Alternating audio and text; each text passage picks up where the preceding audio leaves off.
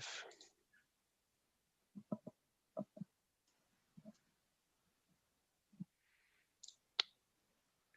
Okay. Hello and welcome to this President-Provost Forum. We are joined here by President Alan Cram, Provost Peter Kilpatrick, Dean of Students Catherine Stetz, among others of members of the administration. We are very excited to be here and get some answers to some of your questions. We will be answering questions that were submitted before this town hall first, and then we'll be moving into live questions from the audience. If you would like to ask a live question, please go to the SGA website by searching iit.sga in Google, and it should be the first result. There you'll find a link where you can join the Zoom call in order to ask your question. We will go into more specifics on how we will handle those questions after we go through the first set of questions. So without further ado, I suppose we can get into these questions. So our first question is, in fall, I had all my classes in person with groups less than 10 people, more than 6 feet apart from each other, and all wearing masks. A few months later, we were healthy, and we have 2 weeks in a row of no COVID cases at IIT. So why are we still studying online? Don't you think international students who pay high tuition across half the world to come here want to attend classes in person? I think I'll ask Peter to start with the answer and then I'll follow up. Yeah, so we're all very encouraged by the news about the decline in cases nationally. We've been seeing a rapid decline in COVID cases since about January the 10th. For example, here in Illinois, the decline in cases has come down about 80% since 6 weeks ago.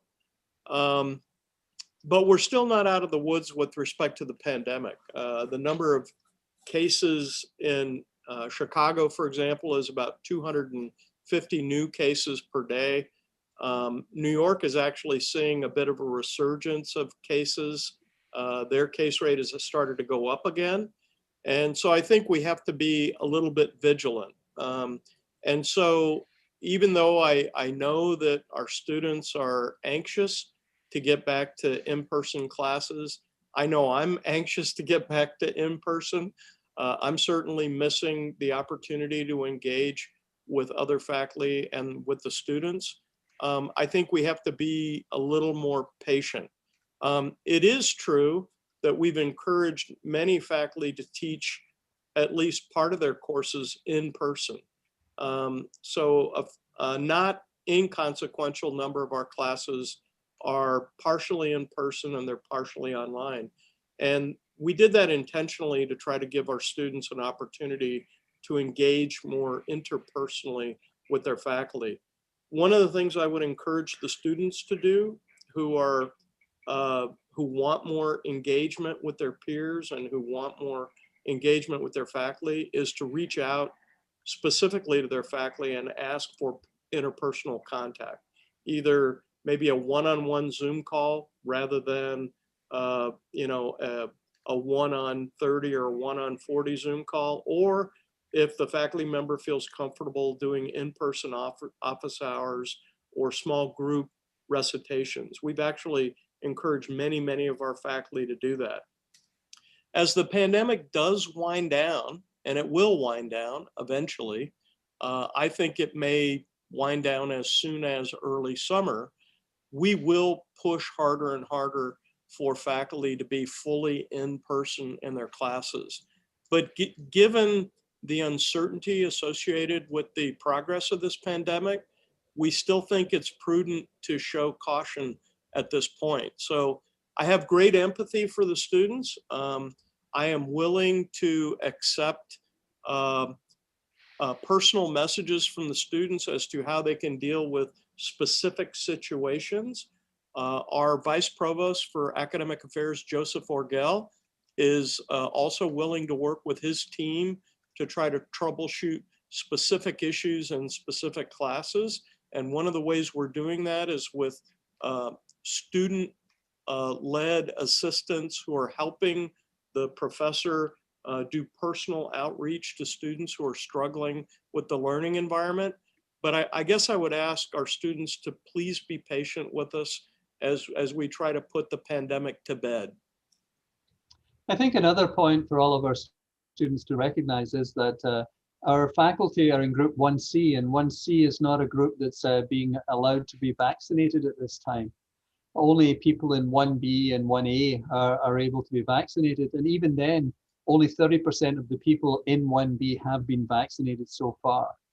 So we all hear about the vaccinations, but it's not moving as quickly as we would hope. I'm very hopeful that by the end of March, all of a sudden there'll be more vaccine availability, because it's a supply problem, that's all. If there was more supply, more people could be vaccinated. But it's clear it's having an effect. And so as vaccinations become available, I'm hoping we get to the stage that not only our faculty and our staff gets vaccinated, but all of our students can be vaccinated also.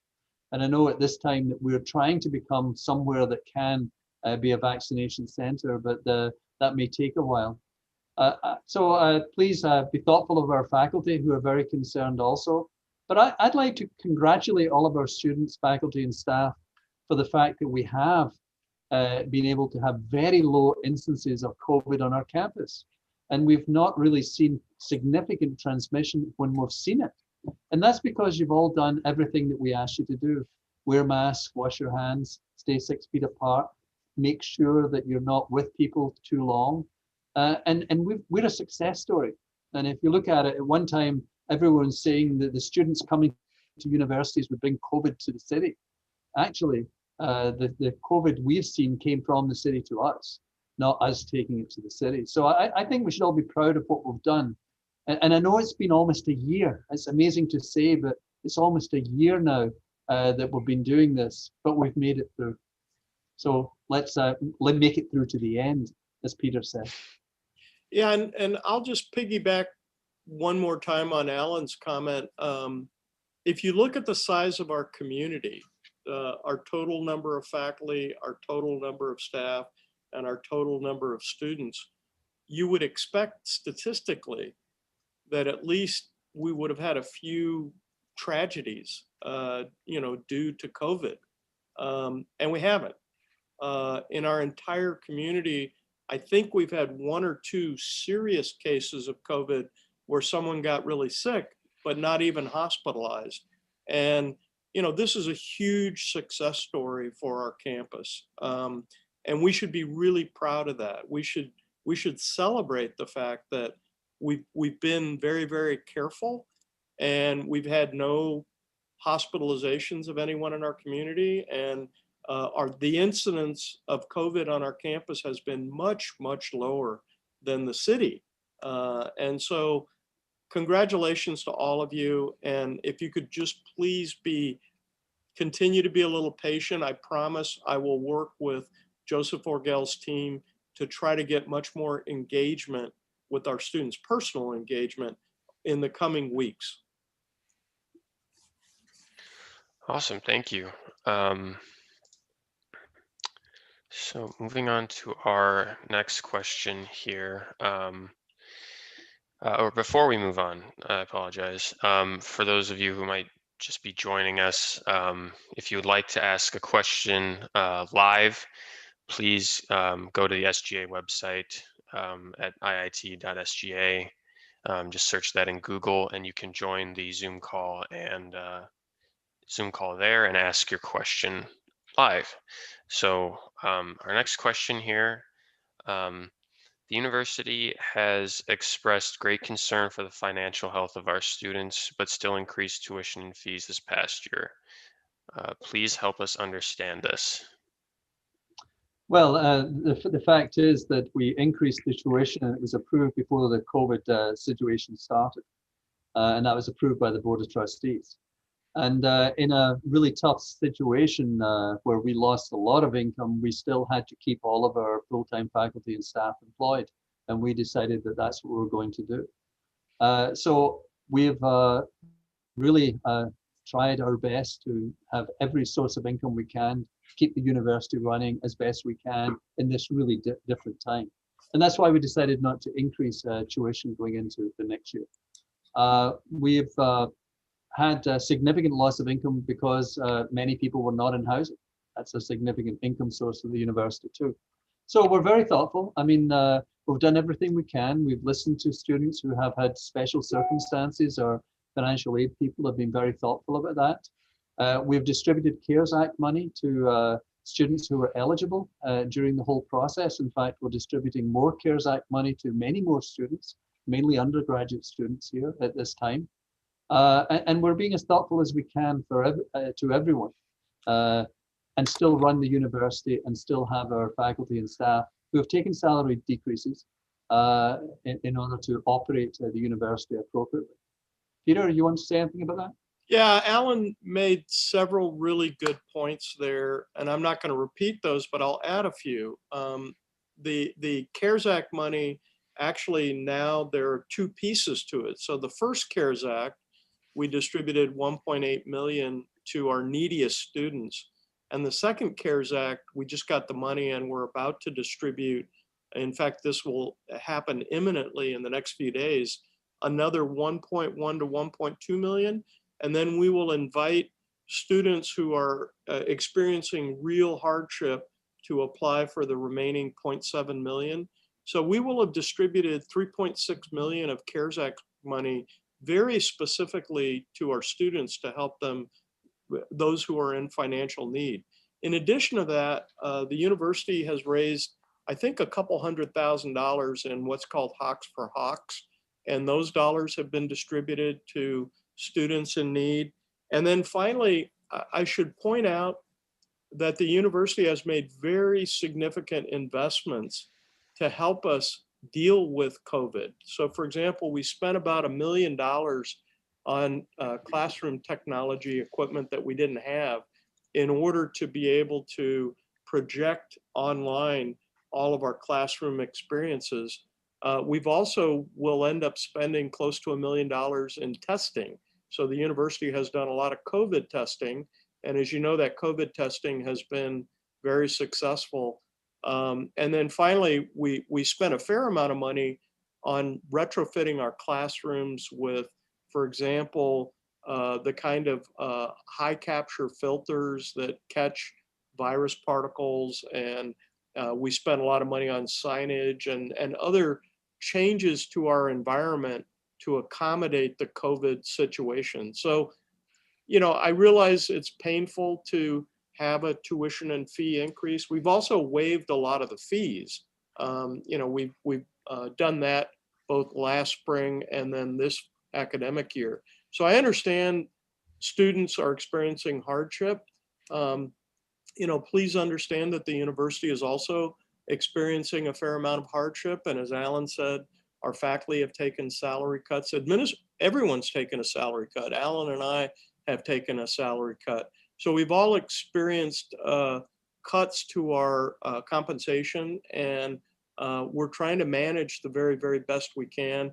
The good news is next year looks very promising. It looks like we'll have full enrollments. It looks like we'll be back fully in person in the fall. You know, the way the pandemic is winding down right now, we're fully expecting that we will have people in our dorms and we'll be in person in classes. We may have to deal with some public safety protocols that are in force then, but we do think we'll have a more normal academic year. So again, I appreciate the concern and the question, but I think brighter days are ahead of us. And we did freeze the tuition and fees for next year in recognition of the fact that this last year was such a difficult one. Yeah, if I could talk about this just a little more. You know, when the pandemic started last March and we had to go all online, we made a decision that we would try to run the university so that everyone would graduate on time and everyone would not lose their pace of education, not just in this year, but in subsequent years. And therefore, we've actually offered a lot during the summer for people to catch up if they were missing out, etc. And we kept everything going. And we had the situation that many of our classes had never been online.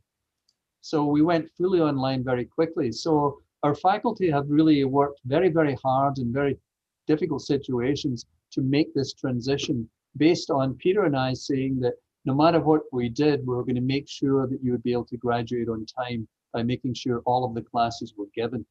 And I think we've done that. Awesome. Thank you for that.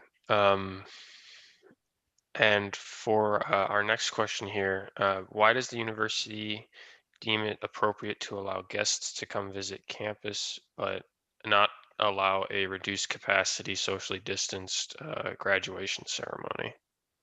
Okay, let me talk first of all about what we are doing. We are slowly starting to allow more people on campus under very specific situations.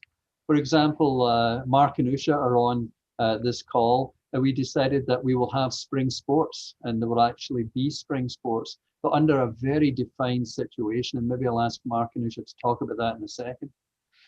We're now starting to let, again, under very controlled situations, a few prospective students, prospective athletes to come on campus to see our facilities, but they're only going to go to very specific places. So maybe I'll ask Mark or Usha just to talk about what's happening for more people coming on campus, and then I'll talk a little about opening up for friends to come to campus perhaps also.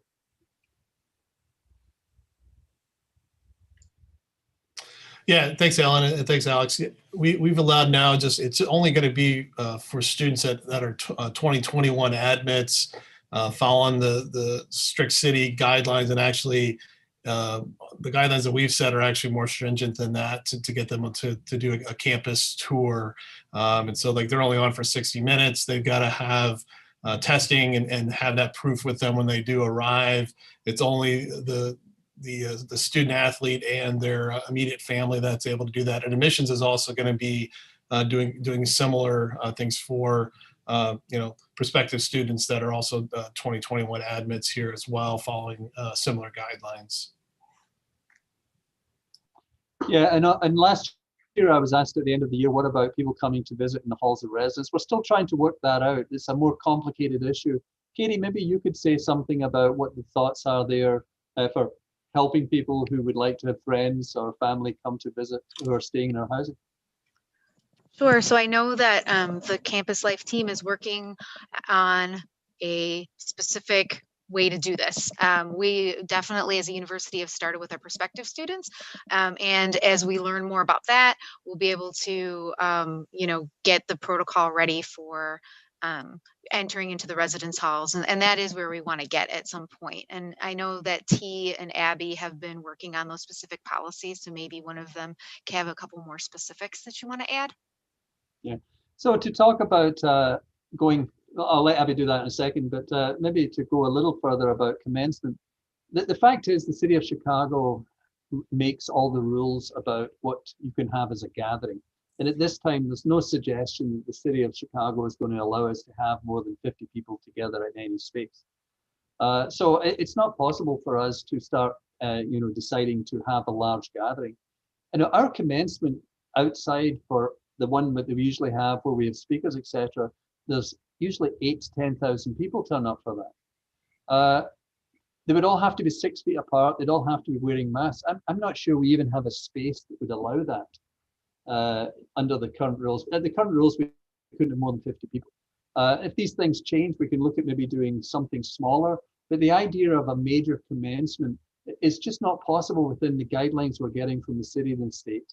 All of the safety protocols that are in existence. And we're seeing no suggestion that these safety protocols are going to be changed very quickly. So, I have to tell you all, it's my last commencement also. Your first commencement, my last commencement. Would I like to be at commencement to be my last commencement with everyone? Yes, I would. But that's not going to happen for me either. And I understand that. And I understand that commencement's a big thing for family, for students, for you to bring your academic career to an end, or at least your undergraduate or your PhD or your master's, and it's a really big day. But we're just in one of these times where we have to make sure it's safe for everyone and that we're allowed to do it. And while I'd like to be able to give everyone good news and say, yeah, I think it might happen, I have to be honest, I just don't see how it's possible at this time. But perhaps the departments, local groups can do something special for small groups of people that can be done in a personal way. But a full large commencement with speakers outside and marching bands and all this kind of stuff as we've done in the past, I just don't see that happening. We will do another virtual commencement, which actually was very popular last year and worked very well. I also like to mention that there's a whole host of students from last year that would still like to come to commencement also. So I think when we do have a commencement, it's going to be very large because we can't really say, okay, you can go, but last year they can't go. So we have to think of the total numbers here. It's not fair to do it and say your parents can't come, or your friends can't come, or your sister and brother can't come, or your partner can't come, or whoever is, you know, important to you can't come. So we have to do it in a way that it works for everyone. Peter, would you like to add anything? No, I think, Alan, you've covered it well. I mean, I as you know, I feel pretty passionately about doing everything in our power to try to enable a commencement, but given the city's restriction on a maximum of 50 people, including outdoors, I just don't see how it's feasible at this point. I mean, I would love to have a commencement, but it just, you know, we are under the Chicago Department of Public Health guidelines, and my goodness gracious, if the mayor found out we were flaunting those guidelines and not following them, there would be very serious repercussions. And, you know, we can't do that. So I understand the frustration. I empathize very much with the students. I love commencements. They're wonderful celebratory events, but I just don't see it happening at this point. Now, maybe, as Alan said, maybe if in the next couple of months, if somehow things radically changed, maybe we could pivot and do a bunch of small events on campus in person that would be a nice substitute. But at this moment, we just don't see how that's possible. If I can just add a couple things that we are doing for the graduates, just as people are listening, That'd be great, if that's okay. We are doing a graduate salute as we normally do. It is virtual, and we did this last year too. So I know that if you're not graduating, you don't always know, but because we refunded the commencement fee to everybody, there's lots of opportunities through grad salute for you to purchase some regalia. So if you want to take photos with your friends and you know, do things with your family, you can have your regalia, you can be around campus, socially distanced and things like that. We're talking about adding some pop-up photo booths toward the end of the year, probably the week before commencement. So that way, if you have friends on campus and you want to remember it, we wanted to have some spirit things. We're also working with the bookstore to hopefully provide some celebration package. So you could also order these. And you know, your families can order them and they can decorate their homes. You could decorate, you know, so when you're viewing online, you guys can have a celebration. And also communications and marketing has a lot of stickers and backgrounds for your Zoom that just help celebrate Illinois Tech. So if you have ideas, I would love to, if you would email dos@iit.edu. So I'm working with a team to kind of add more things to it. So we definitely want to celebrate you as graduates, and I want all years to know that we want to celebrate our graduates, but as has already been said, we can't just do it in person as big as we want to. So I'm done. Awesome. Thank you all for that in-depth answer there. For our next question, when will when international students come back from their home countries, is IIT going to take care of them and quarantine them, even if they will not be living on campus?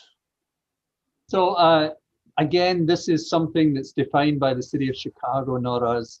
The entry into the country definitions are all, you know, by the city of Chicago and their health department, by the state and the government. We have no ability to not follow any of their rules. Now, I'm hoping that as vaccination becomes more appropriate, we're starting to see the rules change. That if you're vaccinated, certain things that you had to do before you don't have to do. I'm expecting that to continue. We saw Fauci talking about that just the other day, that once you've been vaccinated, you could start mixing with other people who are vaccinated, you could start not having to quarantine and isolate and things. So I'm hopeful that this will all work its way out, and eventually it'll be as it was before, the only difference being that you'll come in vaccinated against COVID and then everything will be fine and you'll just show your vaccination certificate or whatever when you get to the airport and everything will be straightforward. But I would say that what happened with our international students was not actually any different than what was happening to our US students from red states. And at one time there was a lot of red states, you know, where you had to come and quarantine and isolate, etc., depending on what was going on. So I'm hoping that we soon get to the situation that you're vaccinated and everything's fine. Peter? So yeah, Alan, I just looked up the COVID case phenomena in India, which is our largest international country. So India is the #1 producer of our international students, so I thought they were relevant. According to what's on the web right now, the caseload in India has come down roughly 80–90% from October. And if it's low enough, I'm pretty sure that the CDPH, the Chicago Department of Public Health, they have guidelines for what constitutes a red state or country, an orange state or country, and a yellow state or country.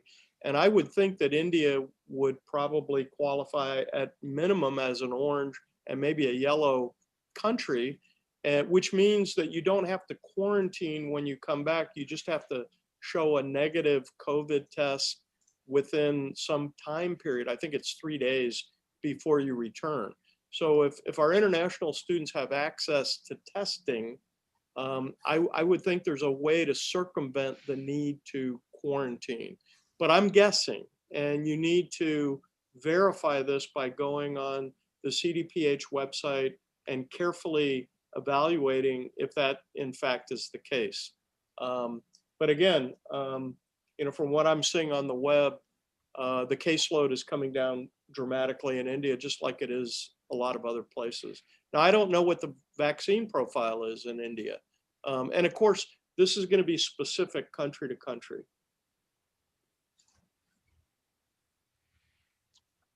Awesome. Okay. Yeah, thank you for that.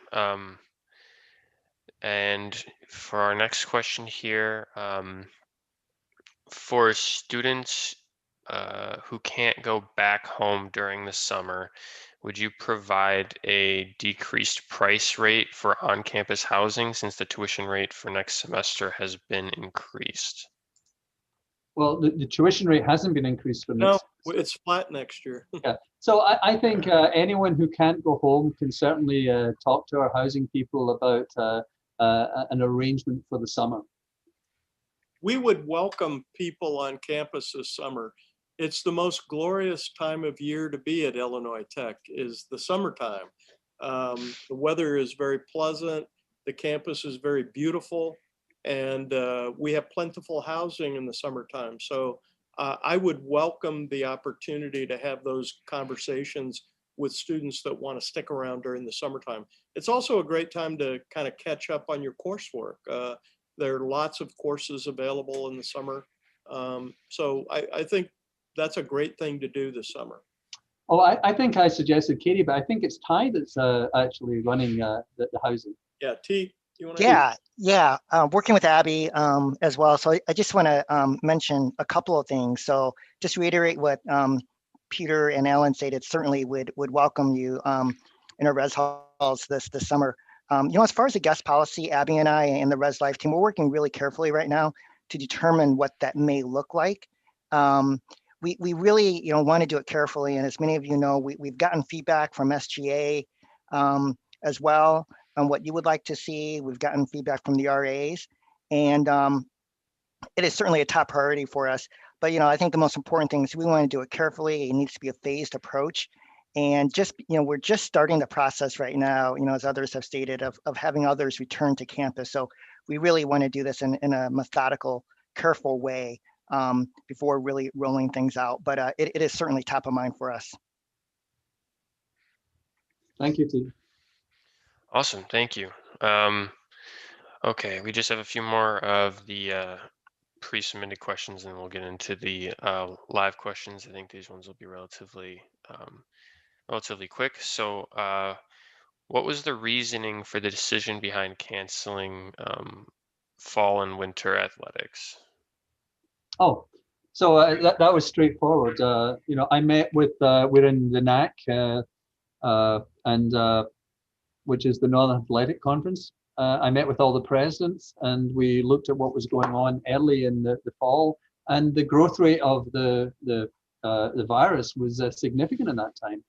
Also, it wasn't clear whether testing would be available in the way that we'd be able to do it. And then the NCAA came with some very tough rules of the amount of testing that had to be done.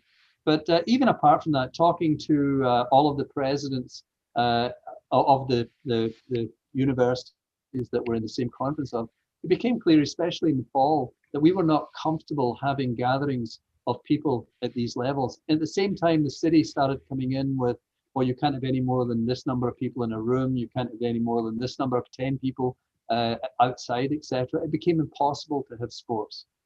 So we had to have no option but to stop the sports. And we actually did that last spring. If you remember, when COVID started, we stopped the sports then. And you may wonder why we're really trying our best to have all of the spring athletes be able to have sports now. One, the situation's much different with the prevalence of COVID. The other thing is the fall and winter athletes got a season last year. The spring athletes didn't. And if we didn't have the opportunity for the spring athletes, they would have missed a full year of athletic competition. So there was an issue of fairness here. And fortunately, things are getting better. But Usha and Mark were very vocal about the need for us to open up in the spring for athletics. They came up with a plan of testing, a plan of how we would handle people coming on campus. They're not really coming on campus. They're coming to Keating. They're coming to a sports field.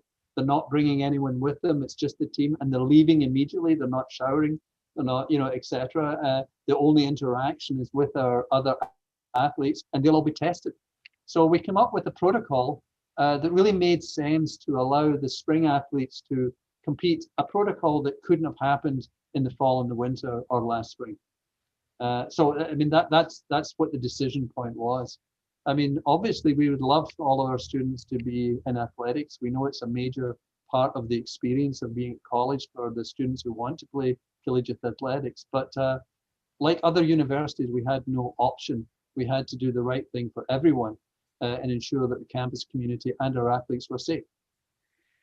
I don't know if you want to make a comment, Usha or Mark, about that. At the time right now, we're still giving our fall and winter sports an experience. Right now, our men's and women's basketball team are scrimmaging every Saturday, and it is live stream, but they're doing an inter squad scrimmage. I'm actually one of the referees, but that's just giving them some type of experience. Also soccer, our fall sports, they'll be doing the same. But we, again, like Alan said, we had to do this when it was safe. The winter and the fall, this past fall and this past winter was just not safe for any of that type of activity. And we definitely, applaud our leadership into, making that hard decision, because of course it is a very difficult decision to make, and our student athletes really want to play, but it was necessary. But we are definitely giving them a great experience still. Awesome. Yeah, thank you very much. Appreciate that. And then last one here.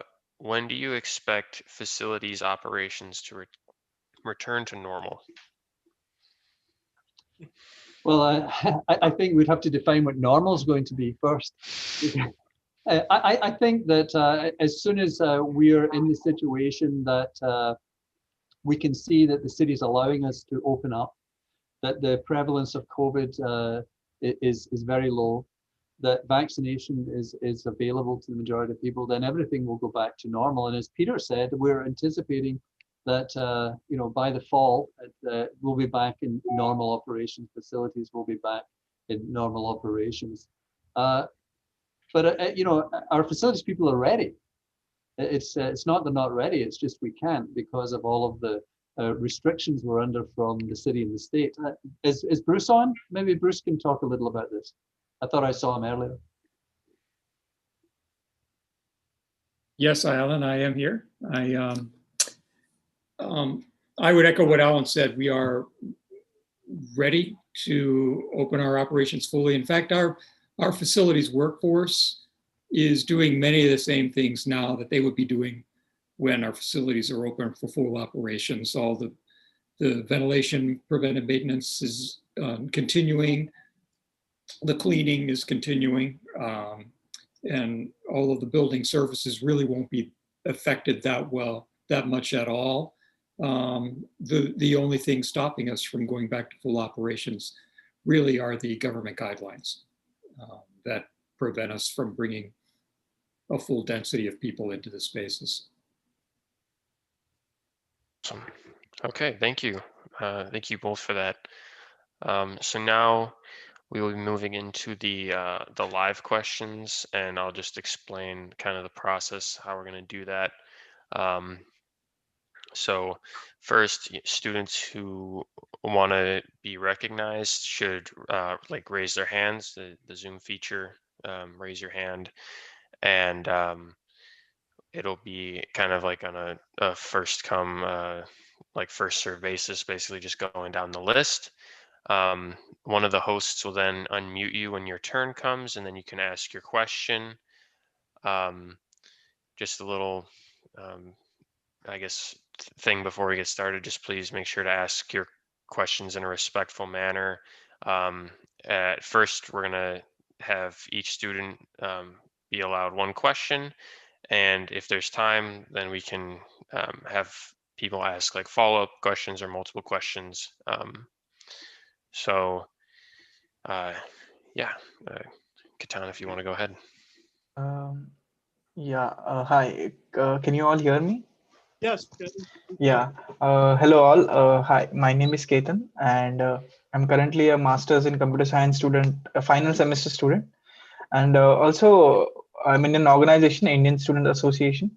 So my question for all the panels is like, since being a part of organizations, as previously in one or two questions before, there was a discussion like limited number of people are allowed on campus, like in a restricted capacity with all the measures taken. So like 40 to 50 as mentioned by the guidelines. So how an organization, like if we are planning to have some kind of events or some kind of a, as you mentioned, a personalized graduation ceremony or maybe that kind of thing. So how can we come up with the solutions, or like what can you give us guidelines so that we can proceed in that direction? So I think that Ketan, you know, you can talk to T, you can talk to Katie, you can contact any of the groups you're working with and ask the question of how do we do this? And I think the answer will be different for everyone depending what you want to do and the size of the gathering, where you can do it and what. But I think it's a matter of reaching out and asking, and we will try to allow everyone to do what they can do within the guidelines we have. Just like having a club meeting or something, you know, right now. No different. You have to do it under the guidelines, so you have to find out how to get the space and etc. I don't know if you want to make any comments, or Katie.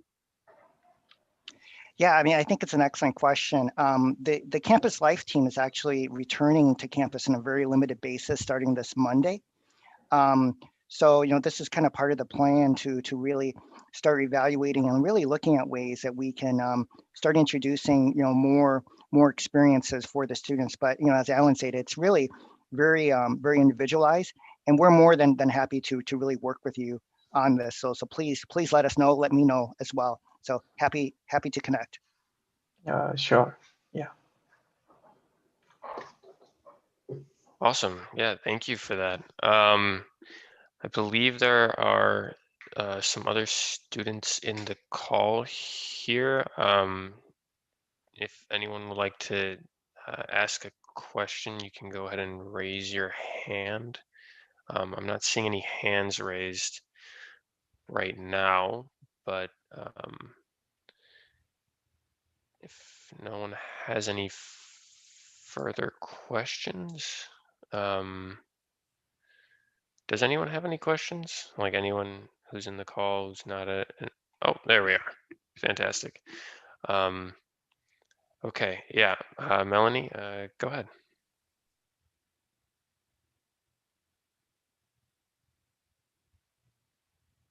Oh, I can't hear, Melanie. Yeah. No, I can't hear you.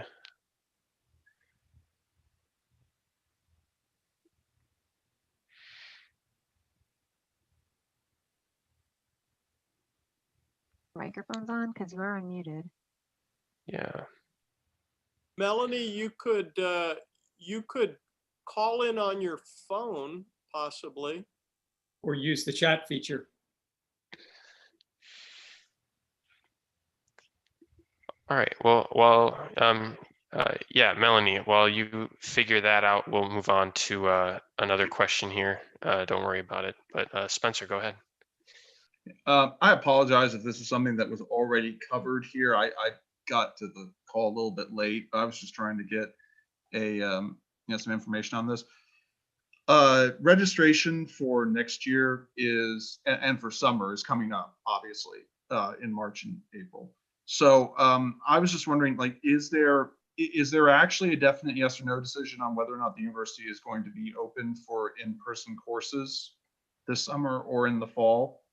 Just, Okay, and again, I apologize if you've already answered this. But. No, we haven't actually answered it quite in that way, Spencer, so that's fine. Peter?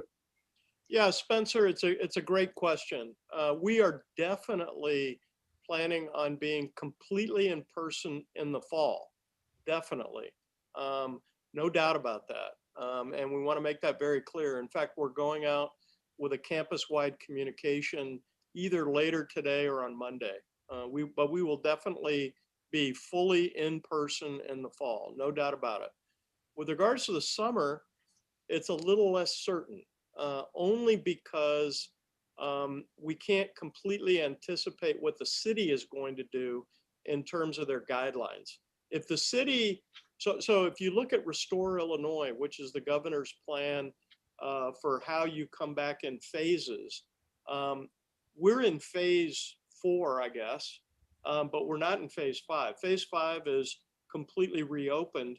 Phase 4 is they're limiting the gatherings to 25% of capacity and a maximum of 50 people in any one room. And our pavilion buildings at Illinois Tech are considered one room. So for example, Crown Hall, the whole of Crown Hall, which is this enormous room, is one room. And that really limits our ability to be in person until they lift that guideline. They may lift the guideline in the next 3 to 4 months, but we don't completely know.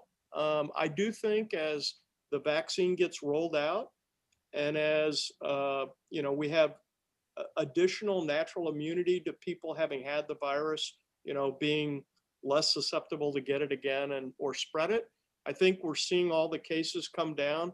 I monitor them very carefully. In fact, while we've been on this call, I've looked at the caseloads throughout the US and some of the other countries. Until they come down into, the less than 1% region, it's doubtful that the city is going to reopen. And so we just have to watch and be a little bit patient. So the short answer to your question, we're definitely back fully in person in the fall.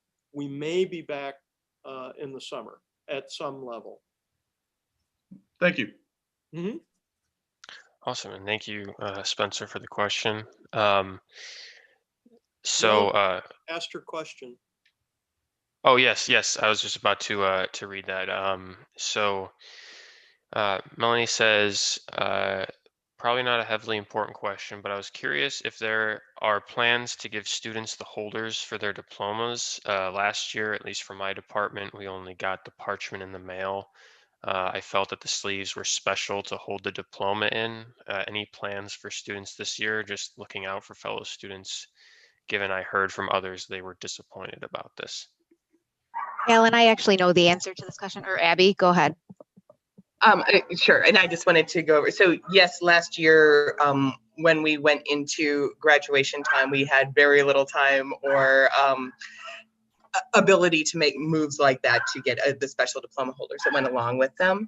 At this moment, it's really just more of a budget question, but we are looking for a supplier that will give us some decent looking ones that we can put the diplomas directly in before shipment. I honestly don't know the answer at this moment, whether or not that's going to be feasible by May, but we will do our best.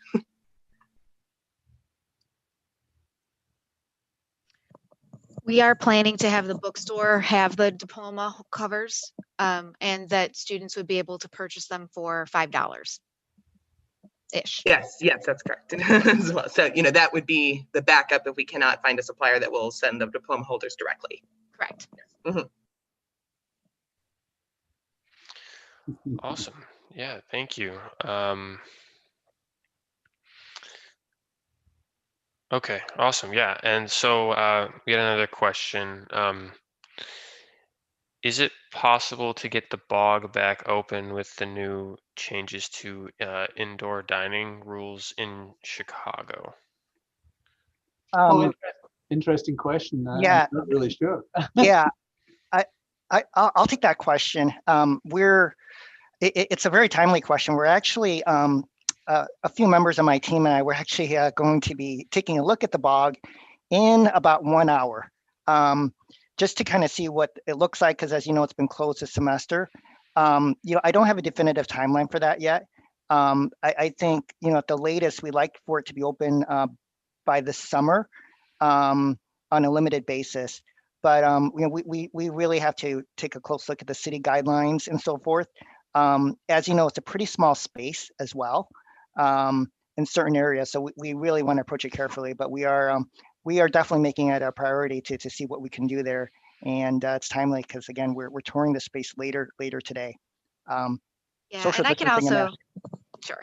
I could also add, so Chartwell's runs the food part. So, and so, the bog is two separate pieces. It's the recreation area, and then it's also the food area. And so Chartwell's is working with CDC's guidelines too. I will say that given the limited number of students on campus on meal plans, opening up the bog for the spring probably won't happen, but they are looking, definitely there may be an opportunity for the summer, but definitely looking at for fall when everything else opens up and having some pretty cool features down there. So you could stay tuned for that. The rec center has its own kind of rules, so that may will be open sooner than the food portion. Awesome. Yeah, thank you for that. For that answer there. Does anyone else in the Zoom call have any questions? I know there's still quite a few students in here. If not, there is another question that was submitted through the form, but I just want to give priority right now to the people who are in the call here.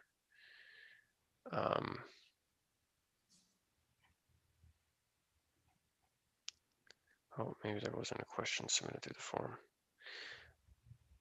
Okay. Well, I guess if no one else has any questions, I mean, I will give people like a minute to just kind of think about if they do have any questions. 'Cause we do technically have 10 more minutes. So, but if you, Peter, did you want to say something? Well, I was going to recommend to Alan whether we wanted to comment at all on the diversity issues that some of the diversity issues that we've been dealing with the last couple of weeks vis-a-vis, the event we had last Friday and some of the reaction to that. Yeah, why don't you go ahead, Peter? So many of you may be aware that one of our student organizations, the MSA, the Muslim Student Organization, invited people to attend an event last Friday on the situation with the Uyghur population in China. And I don't know how many of the students on the call are familiar with that. but it seems apparent that the Uyghurs are experiencing great challenges with the Chinese government in Northwest China. And so our student, and many of them are Muslims, so our Muslim Student Association wanted to draw attention to that. So they encouraged all of our faculty to attend the event. And I did, I know Katie did, I know T did, I know there were many people that attended that event last Friday. The ad for the event had some strong language in it. And some of our Chinese faculty and students, I think, were concerned about the forcefulness of some of that language.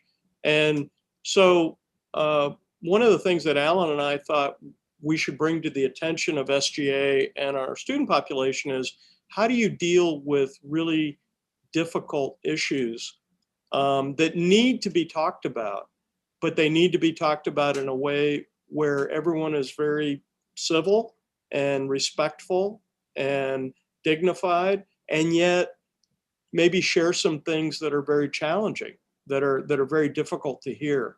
And so I think having a campus-wide dialogue on how do you talk about hard issues, tough issues, where different people can, for very good reasons, can have very different views on these difficult issues. You know, I think that's an important skill to develop as a student. And I think a university is a great place to learn these skills, is how do you talk about disagreeable topics without being disagreeable? You know, if I can put it that way. So Alan and I had talked about making a statement, and then we decided, well, maybe we should just let there be a little bit of a cooling off period, if you will, because emotions were running a little bit high. But I wanted to broach that topic with SGA and with our students on the call today, that we would very much like to engage the students in conversation about these tough topics, because I think it is important that we all try to develop empathy for other people and compassion for other people, but I think we also have to do it in a way that is respectful and recognizes that different people can have different points of view. Awesome, thank you. Really appreciate that that sentiment. Awesome. Okay, so we do have another question from the forum here. So our esports competitive players would like to know if the university will be investing in esports. Well, we have. We've invested a lot in esports over the last several years. We built out an entire section of MTCC with world-class equipment for esports. But so I guess the real question is, will we be investing more in esports?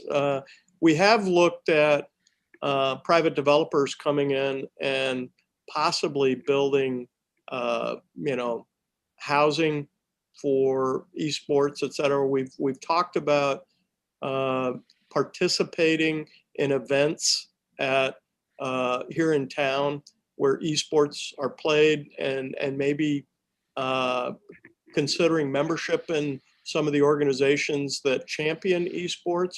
But I think it's fair to say that we already have invested pretty heavily in esports, and we are examining whether we will invest more in esports. Yeah, and just before the COVID shutdown, we were actually meeting with a developer that was talking about building a very significant esports facility about 5 blocks from here, which would be an easy walk from the campus. And they were talking about you know, something similar to what DePaul has for the basketball team for esports, in a very immersive environment, AI environment, and just an amazing situation where you could have 5,000 or 8,000 people watching people game. Unfortunately, that seems to be quiet just now after the COVID starts. But and the developer actually came and met with us to get our support, which we did, and we even spoke to the local alderman about this to try to get them to be positive. hopefully in the future that'll come back. But I know he was the group that was doing it have built some of these in other places, and they were very keen to do it close to our university because they thought that there would be great synergy if we did that. But hopefully that'll happen in the future once we get past this time. Awesome. Yeah, for sure. Thank you. So we do have a few more questions. They should be relatively quick. Is there a fee if we sign up for a co-terminal program and then decide not to pursue it after the deadline? Abby, or do you know the answer to that? Yes. Okay, so there's not generally a fee associated with applying for or getting yourself out of the co-terminal program. The co-terminal students do have all the typical fees that students do, the most notable of which would be tuition for the extra semesters and that sort of thing. If I'm not really sure if that's answering the question specifically though, so if you would like to email that to me, I can probably go through and see if there's some bizarre fee that's attached to this particular student's account. Okay, for sure. Yeah. Yes. Okay. And then our last question here, will graduating students this semester be able to buy their cap and gown? I'm just not really sure how the cap and gown situation will work during COVID. Katie? Yep. Yes, they can, and they should participate in Grad Salute, and there will be a link for them to click on and purchase their cap and gown and all the other things that come along with commencement.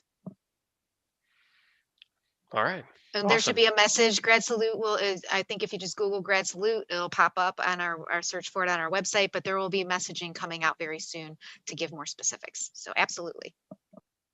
Okay, awesome. Thank you for that. With that being said, it doesn't look like we have any more questions from anyone in the call or from the forum. So we'll just wrap up real quick. If you have any further questions or anything that you thought of and maybe at not this time and you weren't able to ask, feel free to email dos@iit.edu.